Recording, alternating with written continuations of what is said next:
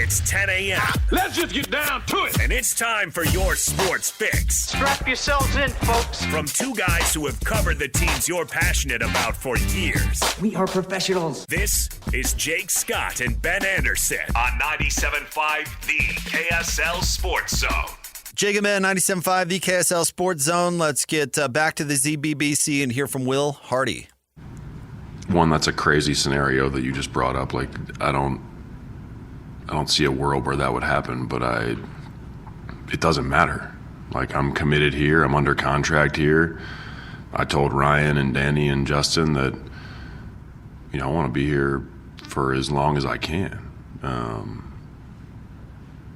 The goal for me is to put a banner at Delta Center, and I try to operate every day, not just with my job or coaching our team, but how I try to be present in the community. Like, I'm putting my roots here in Utah. That's not even a question for me. In some ways, my conviction has never been stronger in terms of wanting to execute our long-term vision and ultimately win a championship here. How do you feel that holding players accountable has gone this season? And I mean that from like kind of how you do it on a day-to-day basis, like what that looks like, and then also how you feel like it has it been positive or negative, or have there been struggles along the way? I mean, in my opinion, I think it's gone great. I think there's an awareness that's needed when you're a coach in terms of when. A mentor of mine told me a long time ago that coaching is not about being right, it's about being right at the right time. And you have to evaluate each person, what situation they're in terms of when it's time to lay the hammer down and when it's time to put your arm around them and encourage them. And to me, that's the fun part of coaching, is that it's not 2 + 2 is 4.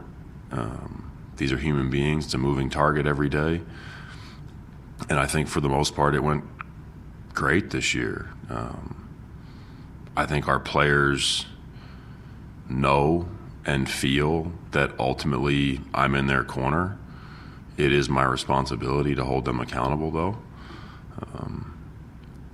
And you have to hold the line. If you demand something and it's not met, you have to continue to hold that line. And I'm very proud of our players in terms of how they conducted themselves this season. Over the course of 82 games with 18 guys, of course there are moments where there's a back and forth or there's a disagreement, but there was never a moment this season where I felt like, oh, we've lost this person or they're going their own way. Doc Rivers said this season that he doesn't think that coaches or losses should go on coaches' records during these like rebuilding seasons that you guys had. Kind of in the same sense, how do you go about evaluating a year like this when wins and losses doesn't really make sense to do such a thing? I mean, I'm sure Doc was fine with the wins and the championship in Boston. I don't think it's fair for us to say, oh, this shouldn't be on me. This is the job. Like, this is the responsibility. This is what you sign up for. The good, the bad, and the in-between. I said to you guys last night, complaining is not a strategy. And sure, the losses go on my record, but the opinions that matter to me are the people that are in our building, our organization. They know what we do every day. And so I think that's just the shadow side of coaching, is that, yeah, when you lose, it follows you. But when you win, that follows you also. So I think, while I understand Doc's sentiment, I just think this is part of the job. Coach, building culture is something that's so huge, whether it's just with your young players, some of the older ones, your coaching staff, everyone around you. How much of a focus is that for you this offseason, and how do you instill that in guys even when you're not around them all the time? Yeah, it's the most important thing. For our young players to grow and develop, the environment is the most important thing to me. Like, we use the word culture. I think the culture is ultimately made up of the people that are in the building. I don't think culture is a slideshow. I don't think culture is bullet points on a wall. I think culture is the people that are in the building. And ultimately, the measure of your culture is how everybody acts when you're not in the room. The environment around our young players is the most important thing to me. We have to cultivate a group of people, that's players, staff, that give everybody their best chance to grow into the best versions of themselves. I think through 3 seasons, we've been pretty particular about who we want here, and we're going to continue to try to refine that process. That's an everyday thing, and I just want to make sure that while we're going through this developmental phase, that we're giving all of our young players the best opportunity to grow based on what we surround them with.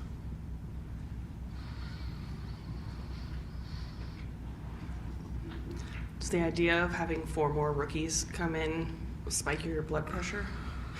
No.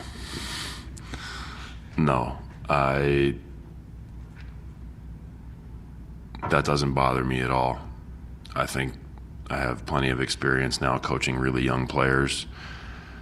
There's good parts and there's tough parts, just like there's good parts and tough parts to coaching veterans. So, we will coach whoever is on the roster and try to help them all maximize their abilities and grow, and also try to help the 18 people that are in our locker room function as a group at their highest level. But,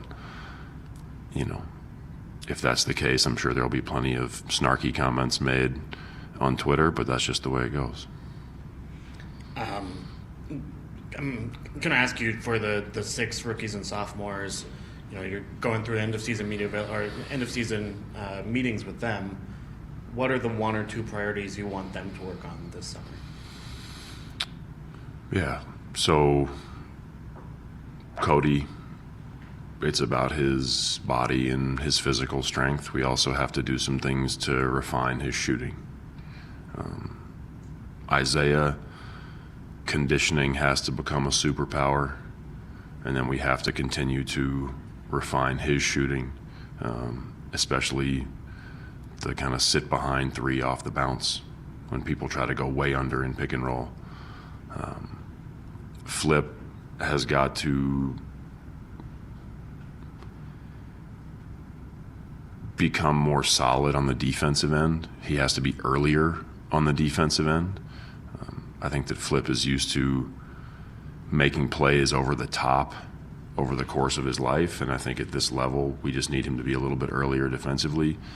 And then as it relates to his shooting, he has seen some success, and now we have to tighten those things and make it his habit, because as expected, there was some success, then some of the things started to drift a little bit, which with any new skill is not a shock to me. Like, there was no alarm bell that went off. But now with the offseason, he can really try to make those things a habit. Keontae has got to improve his defense. His defense can be improved in a variety of ways. Some of it is the mental aspect, but there also is an element of his conditioning and his physical strength. On the offensive side, his shooting discipline needs to improve. You asked the question about efficiency, and I think that those things need to be addressed, but more than that, I think just the technical discipline when he does shoot, not falling out of his shot, some of those things can be worked on. Taylor, we've got to get healthy. That's the only focus. And Bryce has to make his body his number 1 priority. I think Bryce has shown everybody that he has a definable, tangible NBA skill. When he shoots, it goes in. but his body is going to help him navigate all the other areas. Everything from changing ends of the floor to becoming more solid defensively. If he can do those things, it allows his skill to really shine. Is there a type of player that you think this team needs, or is it kind of too early to be thinking of like where players would fit in? Yeah, right now, I'm more concerned with the type of people. I think our roster at this point, you could make arguments for a variety of different positions, but I think we also have a bunch of talent in the building. Because everybody's so young, there aren't that many guys that stand out head and shoulders above the pack where you would say, like, oh, that position's not a need. I think we obviously, whenever we're acquiring players, the number one thing is we want good players. But the type of people, to me, is what's most important. We need tough, competitive people. And I think our process of evaluating, Danny, Justin, their entire group, the information that I receive through those processes, I think is very good in trying to identify the types of people that we're bringing in, because especially when you're acquiring very young players, the one and dones used to be outliers 5 or 6 years ago. Now everybody in the draft's 19, and so you have a little bit less basketball data on them, and you're ultimately trying to bet on human behavior. And I think that our group's done an amazing job of recognizing that and trying to identify the types of human beings that we want to bet on. That's what's most important to me, because I think, back to Lauren's question earlier, like, that's what adds up to the culture. That's what ultimately will impact the environment the most and give everybody their best chance. I think there's a lot of different player types in terms of basketball that can be really effective. And so for me, it's not about pinpointing, oh, we need X. It's about the human piece. Along those lines, how involved are you in the draft evaluation process, and how much do you want to be, I guess? I'm very involved, and I'm glad that I'm very involved. Obviously, there's so much work that's been done all year. This is a 1,000-mile road trip, and I'm coming in at mile 950, so I'm not going to try to drive. But I'm trying to really get an understanding of who has been identified as players that we, the Jazz, like, and why. So if there's 300 college players that have been watched all year by our staff, I don't have the opportunity to watch all 300. They try to narrow it down for me some. And so for me, I'm in a learning mode right now as we enter draft season. I take the lead from Justin and Danny in the front office, because that's the part that they have been digging in on all year while I've been coaching our team. So I'm involved, but in no way do I come in acting like I'm the expert. I need to really take the next month and a half and learn about who's in the draft and how it all fits together. Questions? Thank you. It's over. It's over.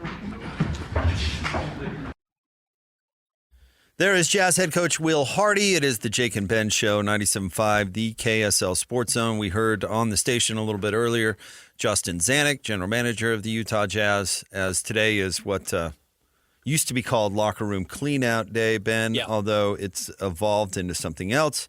But we, I should say you and the media had access to players over the past, half week. Yeah. And they have gone through what used to be locker cleanout interviews. They just are on a different day. And we can try and play some of those today if you guys want to do that. I'm happy to do that. But no, I don't know if there was a huge takeaway today from Will Hardy or Justin Zanuck outside of a bit of a non-commitment on a plan, which fans have wanted. Danny Ainge has really fought. Of course, we're not going to hear from Danny Ainge today. But, Justin Zanuck continues to say that if the opportunity to speed up the process presents itself, they'll take it. They like their roster flexibility and their financial flexibility. They're excited about having a top 5 pick. And, I mean, I don't think they committed to any players necessarily. I don't think they said, like, clearly, other than we showed that we like Lauri because we gave him a 4-year contract. But they did not say, like, absolutely Lauri Markkanen's going to be a member of the Utah Jazz next year. They didn't say that in the slightest.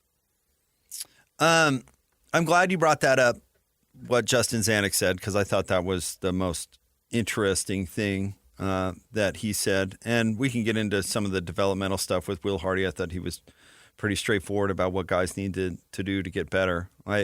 Particularly insightful on Keontae George, I thought.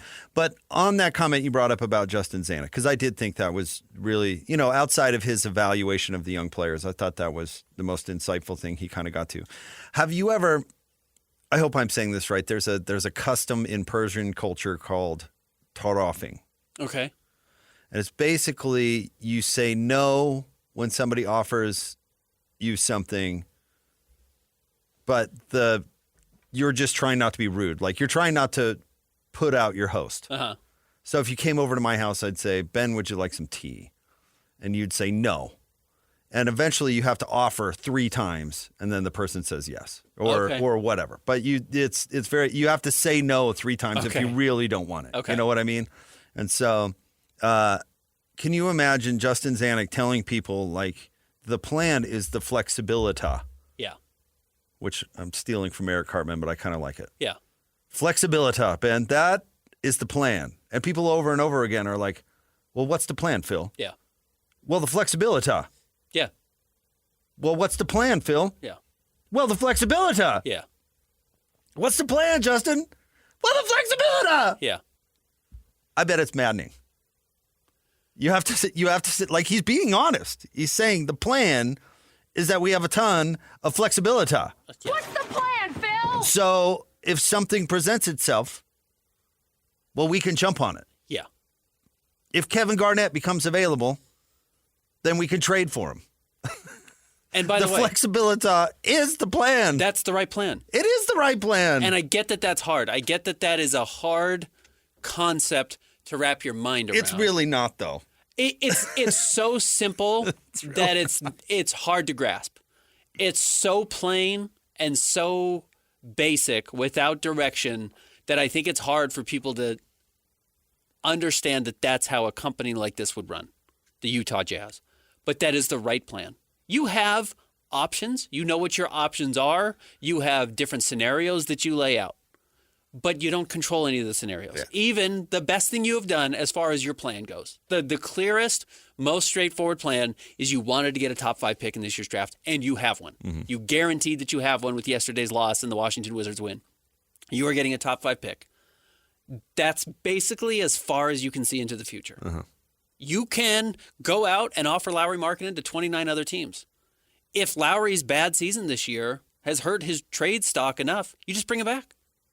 If you can't get the pieces you want to get for him, you bring him back. It's fine. But that's the plan. You don't know yet. You can't see that far in the future. You don't know if Houston's going to offer X, Y, and Z pieces. Right. Or if Golden State's going to offer X, Y, and Z pieces. Or Brooklyn or whoever these teams are out there that could be interested in Lauri Markkanen. You're right. You don't know that. So you have to stick with your best asset being the flexibility that you have earned by this slow deconstruction process you've gone through. Now, would you trade that to have a superstar? Of course you would. It doesn't mean the Jazz have the best situation in the NBA when I don't even want to say I'm defending it, but explaining what they're doing. But compared to what some of their other options have been at this point, it is the best asset they have is that flexibility. Yeah. But guess what? That's not that complicated. If you draft Cooper Flagg, your flexibility is still an asset. It's not your greatest asset anymore. Cooper Flagg becomes your greatest asset. Well, that's why Oklahoma City is really just in an amazing position because they've got both. They've got both. They've got a great team. They've got a number one superstar. And they are swimming in assets. They've got a bunch of talent around them, and they still have as much flexibility as basically anybody in the NBA. Honestly, and they've waited too long to spend those assets because they're going to have to start paying these players, and then what are you going to do with it? You can't combine draft picks to trade for another star. You can't afford it. So They're in a weird position where they actually really need to start pushing some of those assets into consolidating it into one player, but they haven't done it. The Jazz are liquid if you want to look at it a different way. Yeah. When you're liquid, you have the ultimate flexibility. When you're invested in players, as we saw with Donovan and Rudy, you can't really do anything. You have no flexibility. So when you get yourself into the position where you have no flexibility, you better be awesome, right? Mm-hmm. And then there's a lot of wiggle room in between. The Jazz are at the ultimate flexibility situation.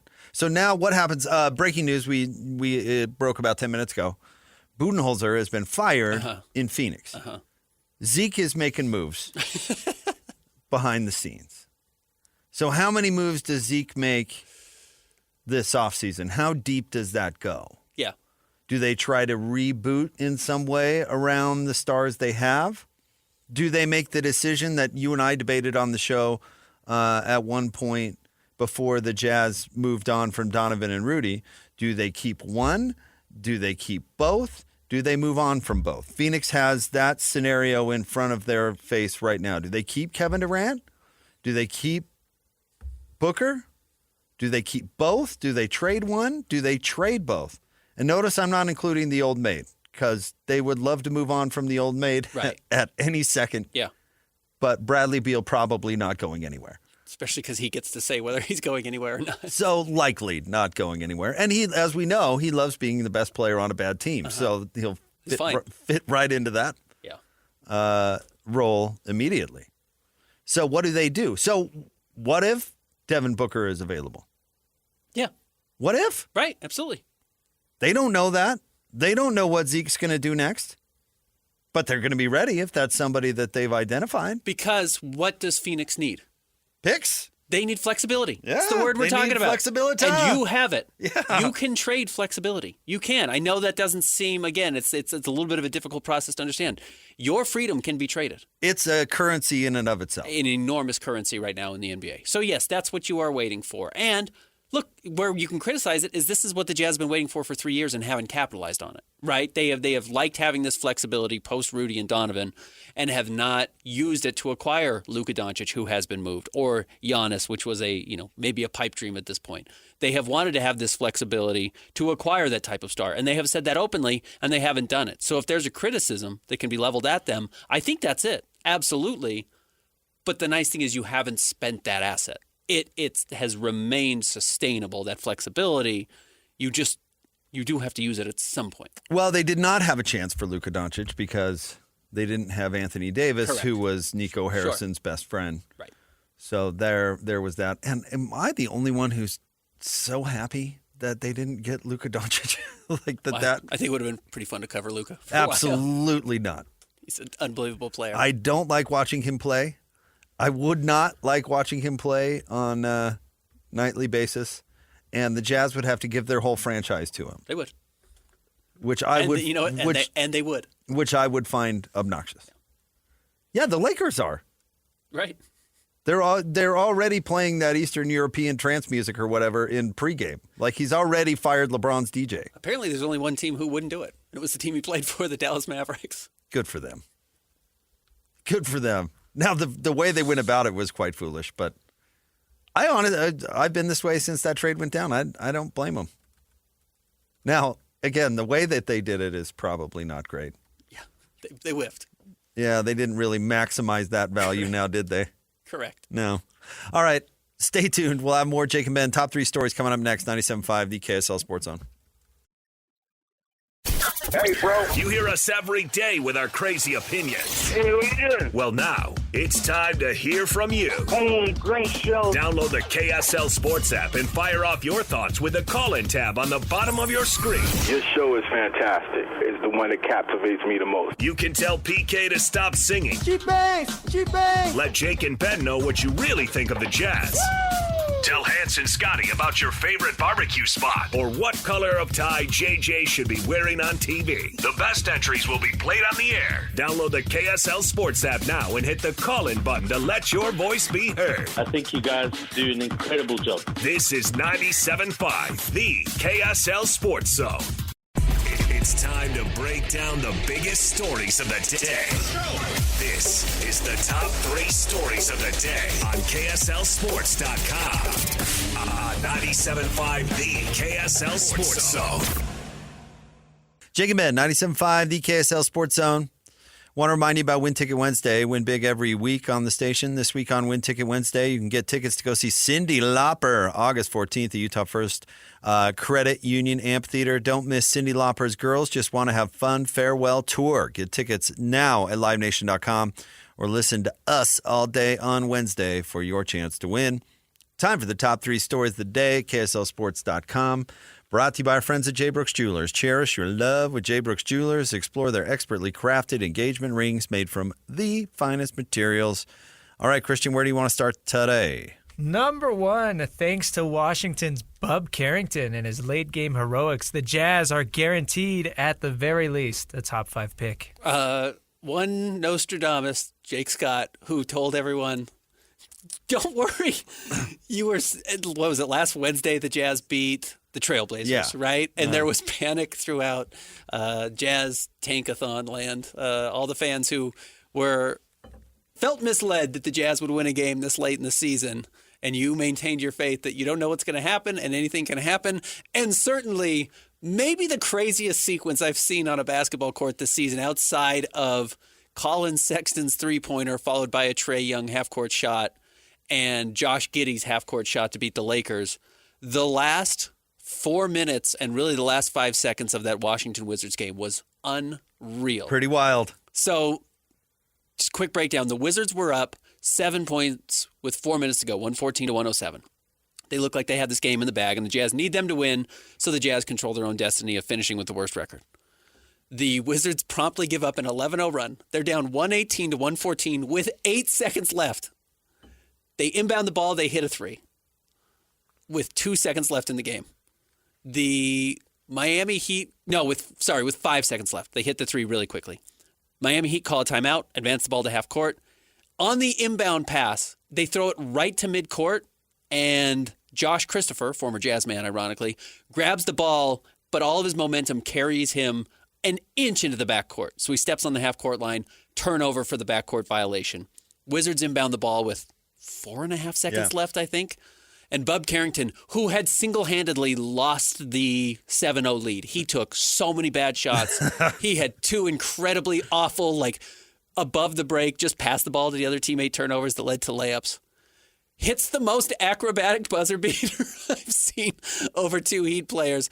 So the Wizards score 5 points in 5 seconds, or 8 seconds to close the game and erase a 4-point deficit. To single-handedly give the Jazz the worst record in the NBA, so the Jazz can be guaranteed to fall no further than 5th. When we talk about not having a plan and not being able to control the NBA because it changes so quickly, that's exactly what we're talking about. 5 seconds, 2 plays of guys who aren't worried about tanking will absolutely upend everything you thought you knew about the draft. Because luck is involved. Because there's a huge amount of luck in the NBA. But yes, a long-winded way of saying the Jazz have a guaranteed top 5 pick this year. And the players, I got to imagine, aren't trying to lose, which is a point that we've made over and over again. However, you did have me confused because I was watching the scoreboard. We didn't have that game up in the old radio control command center over there. And so you sent out a tweet that said Miami won. I did, and I had to delete it right away. I know, because I responded, wait for it. Yeah. Because Jamil and those guys were going nuts in the next room. I watched it, and as soon as they were down 4 with 8 seconds left, I sent out a tweet that this is over. Because the win probability, I could go back and look at it. Way to go, Ben. Had to be 98%. It was the announcer jinx. I absolutely flipped it. But you're right. I like everybody, thought that game was over. Nope. It was not. It was not. Absolutely not. And then I saw the tried and true Ben retweet from his tweet, whatever it was, to win over Brooklyn or whatever. Score. You're right. I did send out a tweet that said the game was over. I know. I tried to reply to it. And it said, this has been deleted by by a user. It's like, yeah, I bet it was. Pretty wild. But you know what? This is what, if you were the Jazz, if you sacrificed a very difficult season to watch and fans to have to sit through and buy tickets, and you don't have to buy tickets, but if you bought tickets to go to a game and you either didn't see players or the Jazz got blown out by 30, You hope that the payoff is that you get the best pick possible. And the Jazz have guaranteed that they can get the best pick possible. It doesn't mean they're guaranteed a top 1 pick or top 2 pick, but they're guaranteed to not fall further than 5. So in that small sense, mission accomplished. Uh-huh. No, it doesn't mean anything unless they get the right guy. They're going to get the 5th pick. They have a 48% chance of getting the 5th pick. That's going to happen. Or a 52% chance of the 1st, 2nd, or 3rd, or 4th pick. And a small part of me personally kind of wants it to happen. Because, I mean... You're vengeful. The complainers are so loud and so loud after a single win in like January or whatever. And they're so dedicated that this is the path of righteousness, Ben. That it would be funny to me because of the randomness that we're talking about, that they would just fall to 5th. And all that energy is so futile. The hope then would be that whoever you get 5th ends up being the best or second best player in the draft. Well, that's why I said to me personally, because I don't care. Yeah, I mean, like that, whatever. Right. I'm not hoping for anything, honestly. Sure. I'm not dying to cover 5 more seasons like this. So if the Jazz get better, I'd welcome it. But yeah, I'm with you. I don't control it. They don't listen to what I say. So it doesn't matter. At that point, I've given up that battle. See, the thing though, I think this was proven out in my own brain this year, is losses can be interesting because people, like I've said a million times, people come up to me like I'm battling an illness or something. Like, are you okay? Yeah. Like, fine. Yeah. In fact, losses are an interesting challenge because you've got to make it interesting. It doesn't change my job any. You've got to find things to talk about. You've got to find interesting storylines. And whether it's development or whether it's a 20-point win, it's my job to figure out. And yours too. I'm just looking introspectively. Sure. Yours in a different way to make it interesting. It doesn't change. I don't know, Ben, do you think wins are easier? In what way? Your job. To cover? Yeah. No. Right. No, the last season of Rudy and Donovan was far harder to cover than this. Yeah. Honestly. So I don't care if they lose for 5 more seasons. I'm with you. The fans probably care greatly. But me personally, I don't care. Sure. I'm with you in that sense. I do like just having a change of story. You know, and well, that's going to happen regardless. That is going to happen regardless. So at that point, this season can be flushed and put in the background, and there will be a different talking point next year, even if it doesn't involve 50 wins. There's going to be totally new talking points. And look, like, guys are going to be gone. Yeah. There's going to be turnover on this roster. Not all 6 of these young players are going to come back, I promise you. But yeah, that's just not a feeling I can identify with. I remember when I was doing a show with Tony, who was a big Cubs fan, and the Cubs won the World Series, and everybody was like congratulating Tony, and this is just my example. And I talked to Tony about this on the air, so I don't feel bad about mentioning it. But like, I'm not happy for Tony. He didn't do anything. Sure. You're cruel. It's like when your favorite TV show wins an Emmy. I don't care. I'm not congratulating you. I suppose, Ben, if your brother won an Emmy, I would congratulate him. Yeah. That's a personal relationship. But like, yeah, if you're a big fan of what's the HBO series everybody loves right now? Severance or whatever. No, I was going to say what's the hotel one? The White Lotus. Yeah. Like if you're a big fan of the White Lotus and it wins the Emmy for Best Drama. Oh, Ben, I'm so happy for you today. Oh, just so. I mean, you've been with that gal Stifler's mom for years. And you've been a big fan of hers. You've been loyal. Jennifer Coolidge, is that her name? See? Yeah. Happy for you. She's cool. All right, what's next? Number 2, wild NBA weekend. The playoff matchups are mostly set, and we are getting notifications about some firings around the league. We have a Bud's out. Bud is out. Mike Budenholzer's out. Your guy, David Griffin, got fired in New Orleans. I have no idea how he got that job in the first place. Yeah. Yeah. But that guy must be a salesman. You know what I mean? Yeah. He must be really able to sell himself because his record as a general manager is terrible. I do think he has a bit of a tough guy approach. He feels like a tough guy, so I think he can probably intimidate you when you get into a room. Well, to the point where, like, you hire him. The toughest guy in the room is going to do the radio. See, if I want a smart guy. Yeah, absolutely. Yeah, of course. I don't want a tough guy. Yeah. And it should have been a bad move that his first, Like the first thing that he did as general manager of the Pelicans, and not to get lost in the history of David Griffin, but it was during the Anthony Davis saga. And he stepped in and he said, "We are not going to just trade Anthony Davis to the Lakers. That is not something that we are going to do." What happened a few short weeks later, Ben? Yeah. Traded him to the Actually, it Lakers. was not a few short weeks. It was like three. Was it a trade deadline deal? Because remember, Anthony Davis dogged it for like half a season. He did, yeah. Publicly. Yeah, remember he wore the Looney Tunes "That's All, Folks" shirt to the game? Amazing. David Griffin's out. NBA play-in tournament is set. We knew somebody in the West was going to get the short end of the stick and would fall to 7. The Grizzlies, we knew, have not been playing well. That's why they fired their coach. They fell to 8. No surprise there.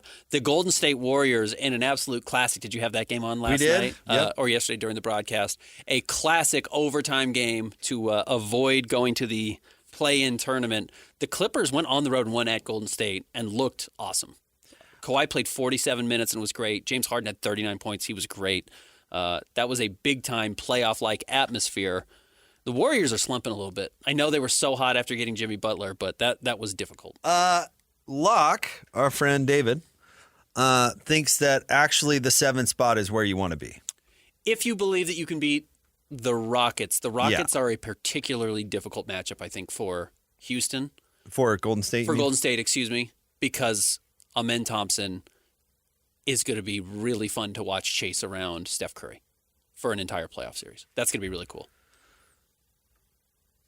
I'm still up in the air on Houston. Yeah, so am I. No, so I totally am too. If the Warriors win this, if the Warriors beat the Grizzlies, which I assume they will in the play-in tournament, they will play Houston. I won't be stunned if the Warriors win that series. But yeah, I don't know if I want to play Denver or the Lakers. See, I'm really conflicted on Houston for a couple of reasons. One, the stats guys hate Houston, which usually means that I am prone to like that team. But Jalen Green, I'm with you. I just can't buy that. Yeah. I can't buy that. But they are also ready to be the team that has a breakout star, whether that's Alperen Şengün, who you and I both love, or Amen Thompson. Somebody's going to have a big breakout year or breakout series if they win this series. And we'll be talking about that guy as like an established star in the NBA going forward if the Houston Rockets win. Other play-in tournament games, Mavericks Kings in the West. That's on Wednesday night, the other Western Conference matchup. And in the East, just dogs. Hawks at the Magic. Magic have been one of the most disappointing teams in the NBA this year. That game's tomorrow, and then Wednesday, Heat Bulls. A lot of disappointing teams this year. Magic, Heat, 76ers, Suns, all really, really brutal years. Coach Bud's out. Yeah. Saw that coming. Old Zeke's making a change. And did you see they kicked him on the way out the door? In their release, they said, like, our fans deserve better. A change was obvious. Whoa, they really buried. Really? I don't know if they said obvious, but like they said a change was clearly needed. They really buried Bud on his way out the door. That's unprofessional. Agreed. Yeah. There's no need for that. I mean, I'm not, Bud's going to be fine financially. I mean, I don't feel bad for the guy, but that's not necessary. No, it's not. He's not the reason that they're a disappointment. Competing at the highest level remains our goal, and we failed to meet expectations this season. Our fans deserve better. Change is needed. That was the entire release, I think, for firing Bud. That's cold. That's in a tweet, too. It's not even in, like, sometimes they'll make a graphic. It's not even or a whatever. statement or It's whatever. a literal Bud. tweet. Yeah. Pretty tough. I don't think Vince is going to be back. Vince LaGarza? Yeah. Former Jazz assistant? That sounds like a statement that you make before you wax the whole staff. They might clean house. Yeah. The problem is the guy they need to fire is the owner. Well, and Zeke. Yeah. Well, yeah. And his Rasputin. Yep. Who's got to be the worst GM in history, right? Working his way towards it. All right, next. Number 3, how about Rory, huh? Ugh. That was a fun back nine. That was a fun Sunday. That was a fun Masters Sunday. It's why golf is fun to watch. Because it was such a roller coaster. Because he was so bad and so good. And then so bad again. I mean, I thought for sure he was going to lose. After missing that putt on 18, I thought for sure. I was like, that is it. You can't blow it like that. Like that? And then go on to play more golf. You know what? Missing a 4-foot putt for the tournament? Up 4 with 9 holes to play, and yeah, absolutely collapsing in the most Rory-like fashion, and then yes, the 18th hole, there to win it and blowing it. Well, before that, he had dumped a wedge in the bunker. Yeah, it was like a 125-yard shot. To dump that in the bunker is absolutely nerves. But it's actually part of why we love sports, right? It's all of that. It's the collapse, it's the failure, and then the immediate glory, the comeback, the response. It was exactly what you wanted to see. And the 19th hole, his first playoff hole, was brilliant. He played it perfect. Yeah, he did. It was a perfect performance, and it was really fun to watch. And I do think golf celebrations are, for the most part, overcooked, right? It's like, okay. But I get that. Have you ever had something so emotional, like a finality to something where you just burst into tears? That was something that I could really identify with. That's happened to me before. I don't think so. I'm not a crybaby. And unlike Kevin Garnett's Anything is possible, it didn't seem forced to me.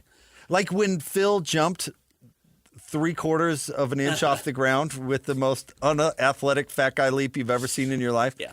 Like, it was like, okay, that's a legit celebration right there. That's not some guy just putting on a show. It was authentic. Yeah, right. It was a real monkey off the back situation, which I think would be a good draft.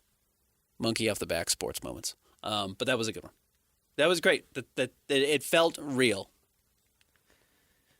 You know what else would have been real? If he would have broken up with Caroline face to face. None of this text, voicemail, or whatever it was stuff. You're That's still mad. garbage. He did talk to the media after. Yeah, I'm sure he did after he won. Oh, what a surprise. I was rooting for old Every Rose Has Its Thorn. So was I. Stay tuned. We'll have more next. Jake and Ben, 97.5, the KSL Sports Zone. Take the Zone with you wherever you go. Download the KSL Sports app to get live streaming of your favorite shows. Downloading. Download the latest podcasts and get all the latest breaking news on the teams you can't live without. Everything you need delivered right to your phone. Let's go get them where we can get them. Just search KSL Sports on your app store of choice. Download it now. The KSL Sports app, presented by University of Utah Health. What's that? Whether it's the Jazz, Utes, Cougars, or Aggies, these guys have got you covered. Time to eat, fellas. You're locked on to Jake Scott and Ben Anderson. 1, 2, 3, move it. On 97.5, the KSL Sports Zone.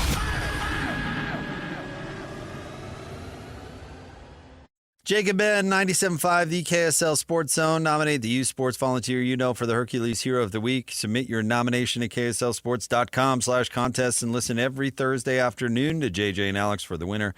Help us celebrate the efforts of those volunteers making an impact with the Hercules Hero of the Week. Sponsored by Hercules First Federal Credit Union and Beehive Meals. Did you hear Isaiah Thomas go after LeBron over the weekend? I did. LeBron was warming up in a do-rag and no shirt. And Isaiah did not like that. Called it, what, unprofessional? Told you, everyone was happy when Karl Malone hit Isaiah Thomas in the face with the elbow. The 32 stitches or whatever it was. I don't think there were a lot of get well soon cards sent to Isaiah after that elbow. Nobody's ever liked Isaiah Thomas. No. And yeah, now picking on LeBron is kind of a funny thing to do. Oh, I don't think he's picking on LeBron. I don't think it's possible to pick on LeBron. Well, going after LeBron. Professionalism is a thing, though. Sure. I mean, I'm a casual dresser, so I get it. But if I have to throw on the old suit, I'll throw on the old suit. Should you be shirtless during warm-ups? I don't know. You're not down at the gym, you know? You're not at 24-hour fitness. Sure. I get it. It's LeBron. Who cares? He's 40 years old. I know, but you're just setting a standard. LeBron will be taking on the Minnesota Timberwolves in the first round of the playoffs, which I think is going to be a fascinating matchup. Someone's going to get eliminated early, but Luka back in Minnesota after his last trip to Minnesota, yelling in Rudy Gobert's face that he can't guard him, is going to be a good first-round matchup. Nuggets-Clippers going to be a great first-round matchup as well, and most likely the Thunder and Memphis, but it could be any of Golden State, Memphis, Sacramento, or Dallas. Go Wolves. They're a tough matchup for the Lakers, I think, because the Wolves are huge. They are. They're really big, and the Lakers are not. The Lakers are big. They just don't have a good front court. The Lakers are big at every position. They just don't have a good center. They don't have, what's his name, Jackson. They have Jackson Hayes. Yeah, that's not going to cut it. Probably not. But Luka's big, LeBron's big, Rui Hachimura's big, Austin Reeves is big. Yeah, I get your point. They're big. They're not traditionally big. So LeBron And Luka versus Anthony Davis Anthony Edwards, is a dream matchup for the NBA. The thing is, you know what? This might be where I might be rethinking this because this might be where Rudy really hurts them because he cannot run over guys and make other teams pay for going small. That's like his huge flaw. Right. You could legitimately have Rui Hachimura guard Rudy, Gobert, no problem. And then Rui just steps outside and shoots threes all game. Which should not be a problem for Rudy. He should be able to run over Rui Hachimura, dunk in his face, and make you double him. And it was the most baffling thing about covering Rudy Gobert. There's a chance this is a disaster playoff series for Rudy. You're right. Who's the bozo for the Rockets that they got away with guarding Rudy? And not a bozo. I just can't remember his Clint name. Capella? No. When PJ they went Tucker? small, it was PJ Tucker. Yeah. Who's not a bozo again. Sorry, I don't know. He is a bozo. But there was no reason that Rudy shouldn't have run over PJ Tucker every time he touched the ball. I agreed. Until they did something else. And then Houston would switch guards onto him, and he still wouldn't do it. Still couldn't do it, yeah. So there's a chance maybe this is a bad matchup. Yeah, maybe this is a good matchup for the Lakers because Rudy's not going to make them pay. In the East, Naz Reid might, though. Pacers, Bucks. Pacers have home court advantage in that series. Bucks have won 8 straight, which is interesting in light of Damian Lillard not playing because of the blood clots.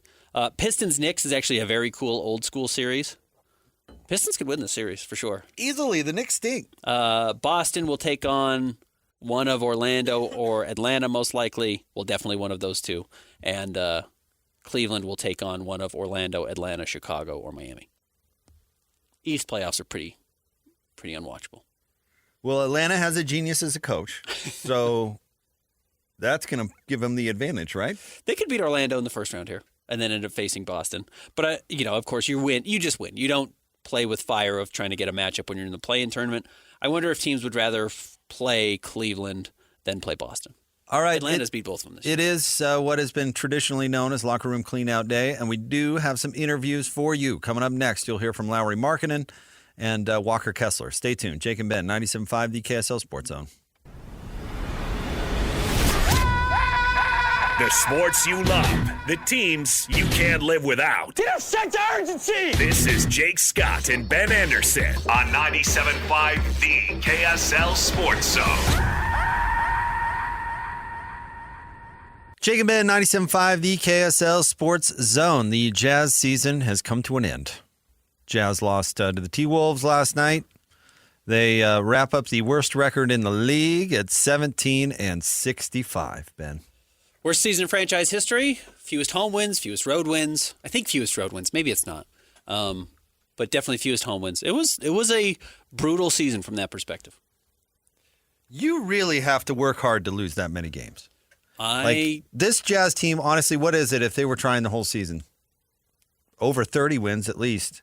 I put together a whole montage on Twitter of all the buzzer-beating shots that happened this season, not just to the Jazz, but the Wizards as well, and the Hornets, because the Jazz only finished 2 wins fewer than the Hornets on the season.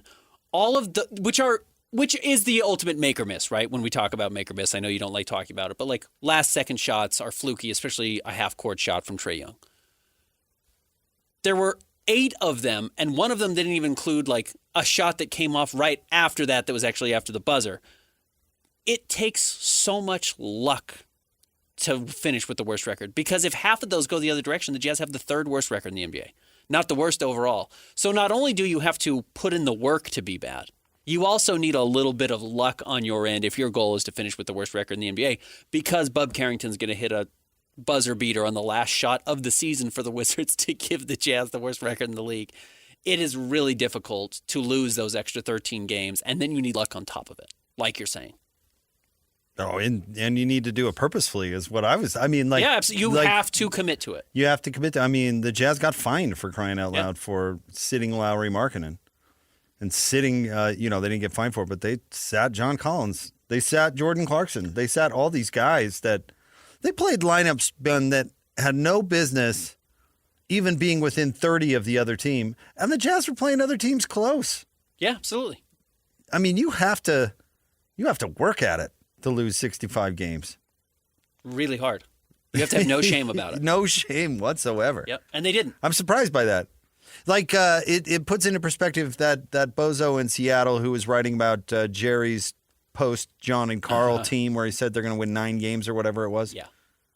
Yeah, right. We're not going to see that. Like, that's dang near impossible. It's crazy the 76ers at one point won 11 games. I think the year they drafted Michael Carter-Williams. I don't know how that's possible. I really don't. Yeah. Because I don't know what more the Jazz could have done to lose games this year. I mean, to the point, the Pistons won 14 games last year. They won, 44 this year? I don't even know what their record is this year. Easily above 500. So they went from 14 wins to 44 wins this year. They added 30 wins to their record by adding Malik Beasley and Tobias Harris, who are cast-offs in the view of the NBA. Right. Like, honestly, you add Bradley Beal to this Jazz roster and just play hard, the Jazz would win 34 games next year. Easily. Oh, I'd say more. Easily. So, yeah, you have to really work at it. You really have to put in the effort. You do. And they did. All right, let's hear some locker room clean-out sound. This is Lauri, Markkanen men. When did you do this? Wednesday. Maybe it was. Either way, last week. It was last week. All right, here's Lauri. How has this season, despite the injuries and the times that you haven't played, how did it go compared to what you expected for yourself? Ups and downs, as every season, I would say.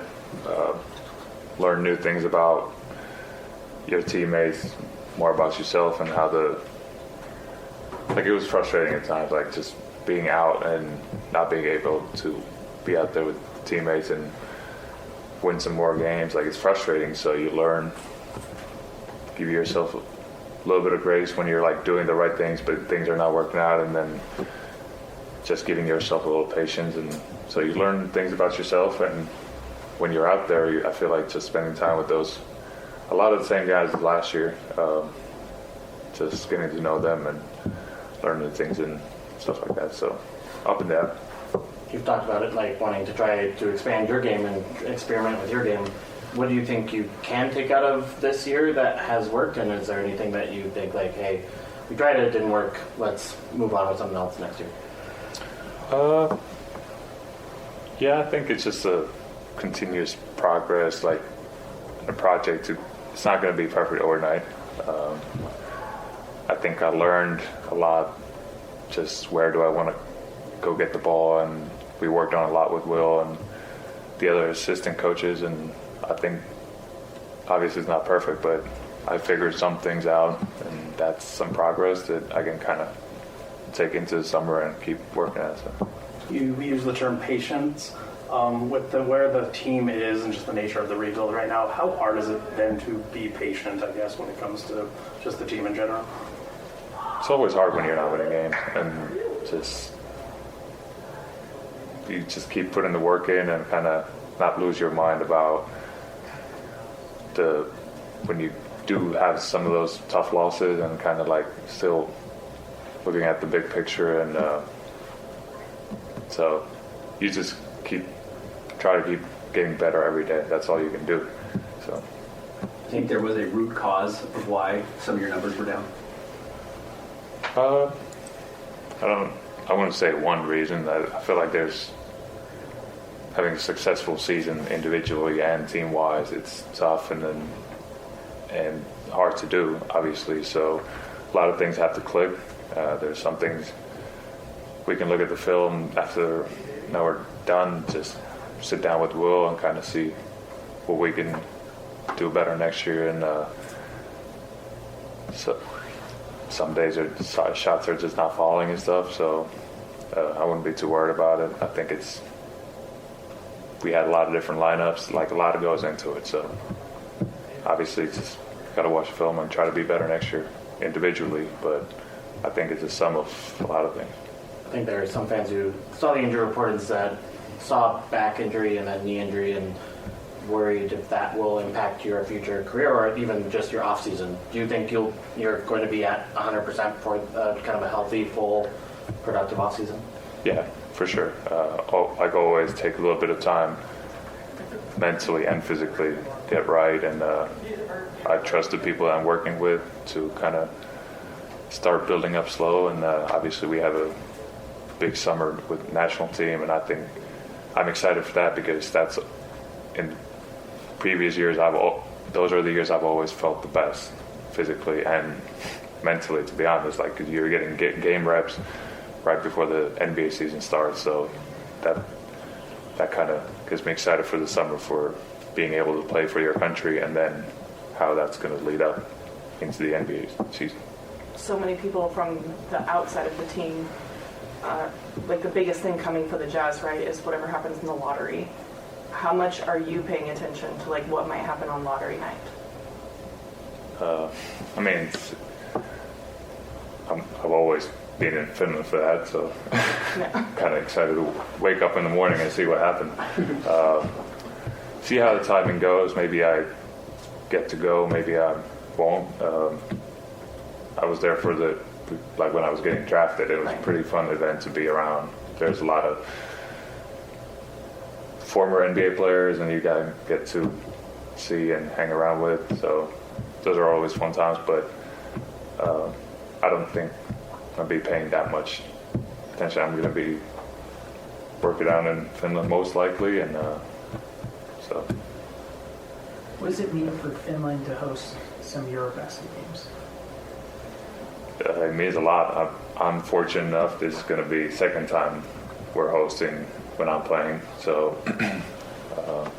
2017, it was packed out every night, a lot of fun and really competitive games. So looking forward to build on that, and I think we have a really good team, and so hopefully we can create some buzz and kind of make a big run for it. So. If in September the roster is still as young as it is right now and looks like another rebuilding year like this year, do you want to be here? Yeah, I mean, I feel like what I did last summer with signing here, that kind of tells you the confidence I have in the organization and the guys we have.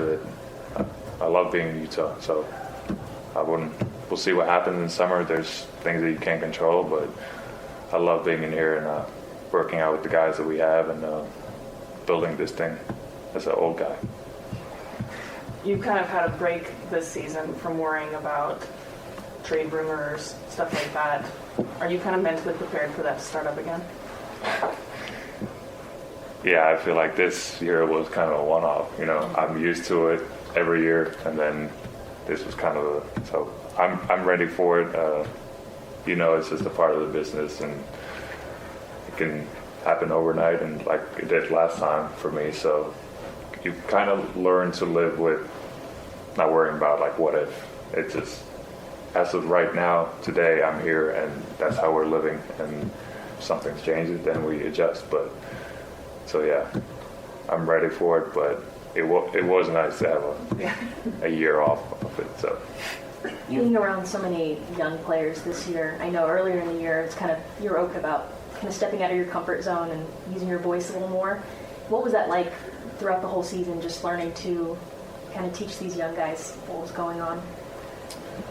Yeah, you try to expand a little bit, but like you still want to be yourself and lead the way I'm built, but you try to expand and learn new things and kind of figure out what I talked about earlier. You learn your teammates and kind of not all the leadership styles or coaching styles work for everybody, so you kind of try to pull them aside and talk to them one-on-one. And I don't think I'm ever going to be the guy who's cussing out everybody for every game and stuff like that, but kind of learn your teammates and then stepping out of my comfort zone a little bit and to talk to them. And obviously I've had some experience in the NBA already, so I try to use that to kind of like what I've learned. Whenever somebody tells about their previous experience and the story about themselves or whatever, that kind of sticks with them more. And so that's one of the things that you kind of try to use. What stands out to you about the rookies this year? What was that, rookies? Cody. Yeah. As all rookies, I feel like they've had good games and bad games, and the thing I've liked is their like daily approach. I think they've come into the gym and ready to work. Every time I walk in, I feel like I'm early at the facility. I see them going at it already in the morning, so that's been a really good to see, and doing your best to get better and get a great successful career for yourself. So they've gotten better throughout the year. there's obviously things they can work on, but I like the way they're going and approaching, and hopefully they all have a big summer and kind of leading to next year and make some noise. You talked about the faith you have in Jazz leadership and management. What gives you that faith? Why are you confident in them? What attributes do they have that make you confident? Yeah, the conversations we've had, and the big thing is getting to know them as people, what they value, and how they approach their job, and obviously with the track record that the teams they've built in the past, and I think that gives me plenty of confidence in having Ryan as an owner and getting to know him more, and so I'm really happy where we're at, and that gives me the confidence and trust. So then I get to worry about actually getting better as a player and producing on a basketball court.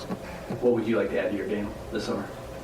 Just keep getting better at the end of game and isolation stuff. I know it's going to come down to that, and there's same answer every year. Work on everything. Tighten the handle up a little better, and again, getting more out of the comfort zone with the shots. Obviously I shot a lot of, I feel like, tougher shots that I've done in the past. The window's a little smaller. Everybody knows you can shoot, and kind of doing that off the dribble and stuff like that. So those are the big things. You made a big leap in 2022 playing for Team Finland and making that jump to being the number one guy. Does that give you an opportunity to get more live reps doing that? Like, do you see that as an opportunity? Yeah, for sure. You try to get as many live reps throughout the summer as you can, because I think that's one of the best ways to get better at it, because you have somebody who guards you instead of going 1-on-0. And but then having that opportunity to first go through a training camp, getting live reps at that, and then into competitive games when the stakes are high, obviously, for us. So getting those high pressure moments in games, I think that's going to be great. There you go. That is Lauri Markkanen and his take on the Jazz season this year. I think the quote comes out. We've got an article about it at KSLSports.com right now. I love being in Utah. I don't get the impression that Lauri wants to leave. I really don't. This is not somebody who, after a 17-win season, is dying to be out of Utah. Now, it doesn't coincide with what Justin Zanuck said earlier, that basically they make decisions for the group that, they're glad Lauri's here. They're glad they like him. The reason they signed him, they're not including him in conversations on how team building is going. He's not really the person who would say anything different, though. Agreed. He's not. He's not really the person who would do those types of things, which honestly is probably part of the reason they like him and wouldn't mind if he were here. Yeah. You know what I mean? Yeah, absolutely. No, the positive with Lauri being here is that he's cool with being here. That's a plus. Right. Because that's not always been the case with the team. But Justin Zanuck, I don't want to screw it up, so I'm just going to read to you verbatim what he said. He said, you like to have the partnership of understanding of what's going on, which is Lauri and where the Jazz are in their rebuilding. He says, while also being able to coach him. Like, he doesn't have anything to do necessarily with our decision as a group, other than him expressing confidence in us to build the team. Yeah, because he's a pro and knows what it's all about. Yeah, you're happy he's on board with what they're doing, but I don't think it necessarily means just because he's on board that he's a guaranteed future piece. He is somebody who likes to play, so my guess is he does not enjoy sitting out down the stretch to lose games, and probably does want to win at some point. Yeah. This is his 9th year. He's never been to the playoffs. But he probably gets over it pretty quick on his yacht or whatever he chose to buy with that $40 million a year is a lot. Yeah, right. And you have control. You are the guy in the locker room. Would you buy a boat? A little one. What were you fishing on the other day, Christian? Off the bank, baby. Oh, no boat? No. Oh. I don't think this is a can of worms. I don't think it's worth having a boat, at least in my area, in Layton. Right? What would your first obnoxious purchase be, though? With $40 million? Yeah, if you signed a huge deal and you had plenty of dough to make an obnoxious purchase, what would it be? And don't tell me like house for your mom or something. That doesn't count. Right. I would have to do something obnoxious. Private jet. Well, we're not talking like Bezos money. I mean, Lauri can't. I don't know if you can buy a private. Probably buy one for $20 million. Yeah. Probably get like a crappy old jet for $20 million. I don't know. I bet Lauri's not that. You know what Lauri did? Lauri bought like a video game system, and I don't mean like. I mean he bought like the headset and got like the whole like racing setup. He's a racing guy. Okay. He likes Gran Turismo, so we've talked about it. He likes his racing setup, but that that's like $300. I don't know if Lauri's going to spend this money all that lavishly. Lauri's a frisbee golfer, so he may have built like a course in his backyard. I do love some frisbee golf. Yeah. All right, Christian. A new Gulfstream G280 is around $25 million. Okay, that's great. So I'm just barely short. While a used one can be 13 to 18. Oh, well, you're right there, Christian. You save up a couple more weekends. Cut out a few fishing trips, some avocado toast. We'll make it. You'll make it. Oh, so Larry could buy a plane. Probably doesn't make sense. I doubt he flies enough. Yeah, it doesn't make sense. That's why it's truly obnoxious. A private plane doesn't make sense for anybody unless you're like, honestly, Taylor Swift and bouncing around the country all the time. Right. Other than that, it's just a vanity purchase. Yeah. Mark Cuban, I think he said the first thing he bought was a plane. What should Lauri buy? I see most athletes go obnoxious car, right? Yeah, but should. What would not be obnoxious that you would be like, oh, yeah, I could see that? A bidet. No? Like a nice one. That's a very nice bidet. You know what he has is a sauna, because it's a big thing in Finland. They do crazy saunaing in Finland. It's a big cultural thing. So I'm sure he has like a scorching hot one in his house. You're wearing your Cancun shirt today. Our hotel in Cancun had the nicest bidet. I mean, remote control. It was awesome. Heated seat too. I'd go the whole thing. No? I like the sauna. All right. Put a stay bidet tuned. in a sauna. Walker Kessler coming up next. 97.5, the KSL Sports Zone.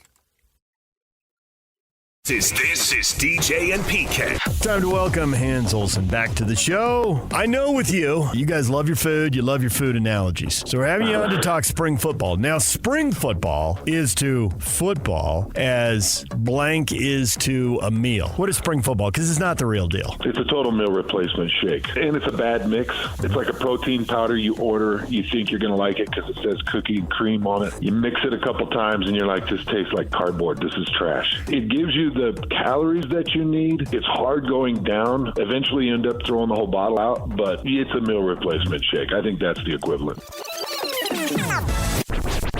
Catch DJ and PK mornings from 6 to 10 on 97.5, the KSL Sports Zone. The sports you love, the teams you can't live without. Get a sense of urgency! This is Jake Scott and Ben Anderson on 97.5, the KSL Sports Zone. Jake and Ben, 97.5, the KSL Sports Zone. Jake Scott, Ben Anderson. By the way, a 5-point-something earthquake just hit San Diego. Oh, scary. Yeah. I've been in an earthquake in San Diego. Yeah? I guess we weren't in San Diego. Earthquakes they're jarring. We had that one in 2020 when it seemed like the world was coming to an end. Coming down. The pandemic hit and then followed by an earthquake shortly thereafter. Yeah. Not great. No. Anyway. All right. It's Jazz, what's traditionally been Jazz Locker Room Cleanout Day. We are playing interviews. We heard from Will Hardy at the beginning of the show. Justin Zanuck was before that. They carried it live on DJ and PK. Played Lauri Markkanen in the last segment. Let's get to this, and I agree with you, Ben, when you kind of put it out there plainly on the Twitter that he was the story for the Jazz this year, Walker Kessler. I think so. The story. Yep. Certainly the most positive story of the team. Yeah, he's a huge development. Yep. Him becoming a legit NBA-level starting center in a league that is trending towards big men right now is a huge get, especially as a throw-in in a trade. No doubt. All right, let's hear from Walker. Everybody doing well? Yeah. Good. Quickly before end of season, why were you jogging outside the practice facility yesterday? I was part of my concussion protocol, trying to pass stage and stuff, so was pretty outside, so asked if I could run outside. I said, yeah. How's your face? Good. Feels good. I do have a fracture in my nose, but feels good. Getting better every day. Have you ever had a concussion? I have before. Mm-hmm. You broke your nose identically, an exact year apart from each other? Yeah, April 2nd. Kind of crazy. But yeah, no, I got nothing to say about that. Yeah, there's April 2nd. How would you kind of summarize your season? Yeah, I think despite, a lot of adversity that we went through as a team, and a lot of, different things, obviously a lot of losses and different, circumstances that we weren't expecting. And we handled it well, we learned, we grew, and I think going forward, definitely helps us, from this moment. I think that I'm a big believer in you really only can appreciate those moments of glory, or when you do well or something, when you've been through, tough times. And so I kind of think that's the approach we're going to take as a team. And individually, I think that I did a good job of not letting last year, affect how I was going to play this year. And I was really proud of, my energy on the court and how I played. So I was happy with myself.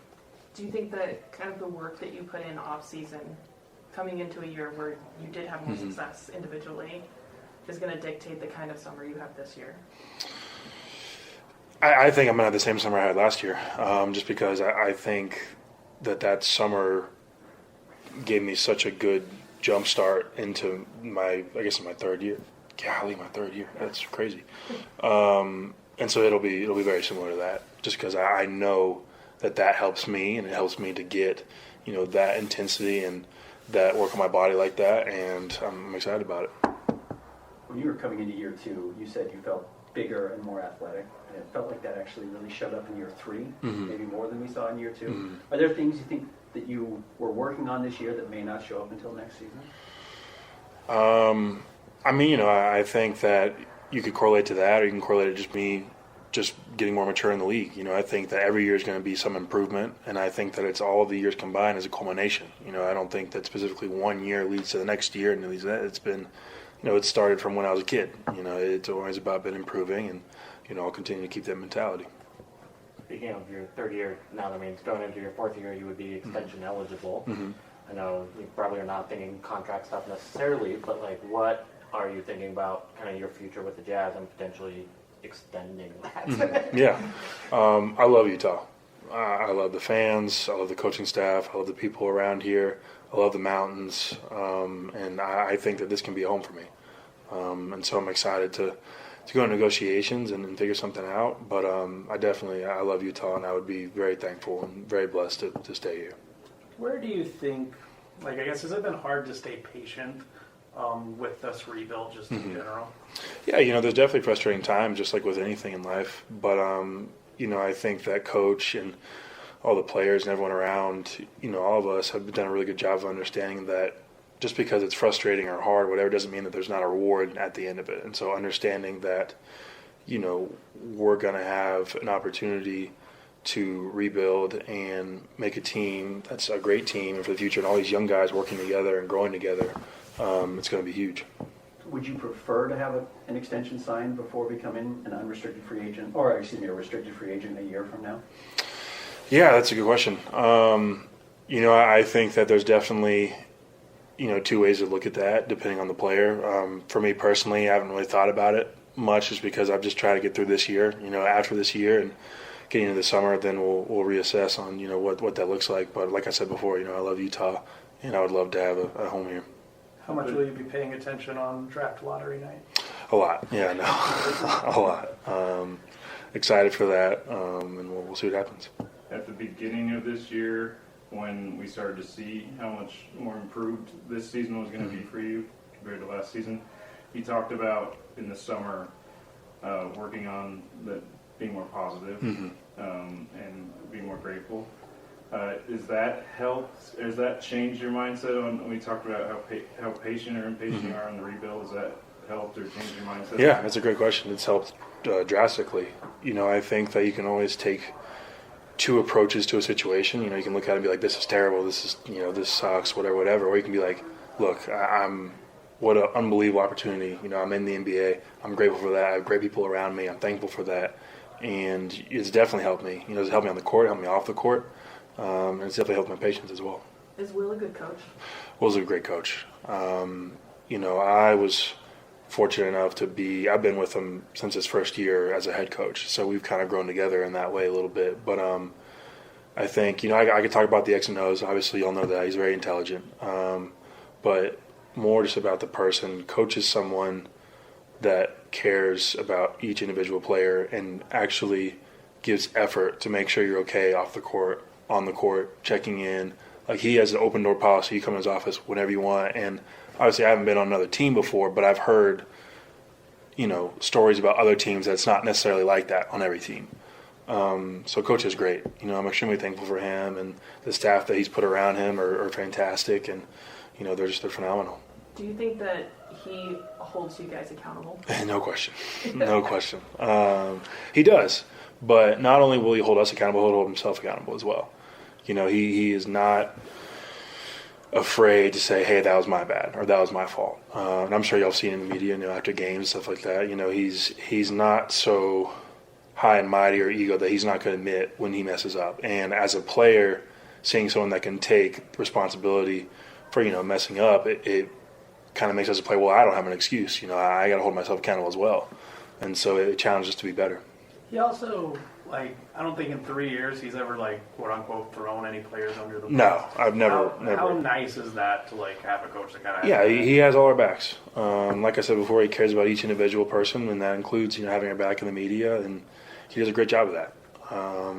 He's not going to be afraid to say, hey, you need to do this better, whatever. But and he's not going to throw us on the bus either and say this is all his fault, yada yada yada. So it's very refreshing as a player to play with somebody like that. Along those lines, I think Keontae mentioned this to us the other day, that during film sessions, he'll call out Lauri just as quickly as he'll call out Isaiah. Whoever's on the film that messes up, yeah, no question. He does not care. He does not care who you are, how many years you've been in. He will say, hey, you need to do this instead, try to do this better, yada yada. You're tripping. You need to try to run back, whatever. No, it does not matter who you are. What ways do you want next year Walker Kessler to be better than this year, or different than this year Walker Kessler? Yeah, it's a great question. I think that I could speak to, obviously, free throws. I could speak to catch and shoot threes. I can speak to a lot of things, but more so than that, I think just improving on, or continue to improve on how I play and the intensity I play with and the effort I play with, and being relentless on the glass, being relentless on the defensive side, being able to cover guys in a half-court scenario, being up higher in ball screens and just fly around. So it's just going to continue to improve my game in totality, honestly. And a lot of that's maturing, and a lot of that's, spending hours in the gym and the weight room, and a lot of that's just visual. It's just going to be continuing to learn. Will has talked about wanting you to be more vocal. But there are scenarios where you come back next year as the longest tenured player on this roster. Is that something you feel comfortable doing in the locker room, like being the leader of the team or one of the leaders? No question. I think that we have a lot of leaders on the team, and I think that we all hold each other accountable really well. And I think that I know that I'm not afraid to speak up. And I can promise you, the way I talk on the defensive side or the way I talk in the locker room, everyone can hear each other and take, not criticism, but coaching from anyone, and I'll be the first one to say, hey, I need to do this better. And I'll say that in film session, and, other guys will do that as well. And so, I definitely think that I can continue to work on that, but I'm not afraid of it. All right, there you go, Walker Kessler in his locker room clean-out interview. We'll wrap up Jake and Ben coming up next. 97.5, the KSL Sports Zone. This is Hans Olsen and Scotty G. It's what you want. So I'm trying to get my phone to not call me Hans. All right, try it again. Don't call me Hans. Okay, what should I call you? Hans. You'd like me to call you Hats. Is that right? No. Hans. You'd like me to call you Pants. It's the dumbest thing. What is my name, Google? Your name is Hans. God! Stupid. Dumb thing. Could you call me Hans, Ned? You'd like me to call you Handsome. Is that right? Well, it's better than Hans, yeah. Catch Hans and Scotty weekdays from noon to 3 on 97.5, the KSL Sports Zone. Whether it's the Jazz, Utes, Cougars, or Aggies, These guys have got you covered. Time to eat, fellas. You're locked on to Jake Scott and Ben Anderson. 1, 2, 3, move it. On 97.5, the KSL Sports Zone. Two niggas on the airways, talking sports. They got him Matrix and also loves his tie-dye. Ben's got style with his scarves. Oh my.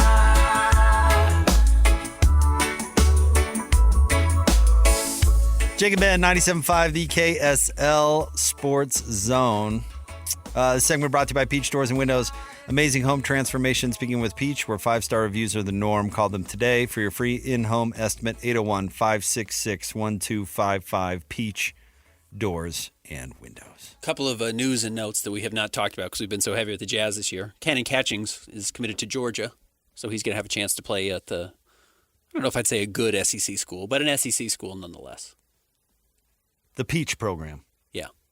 They are, they were one of the few teams that didn't make the tournament this year, right? Well, yeah, I think they were one of the few. They were one of 2 SEC teams that didn't make it. Yeah.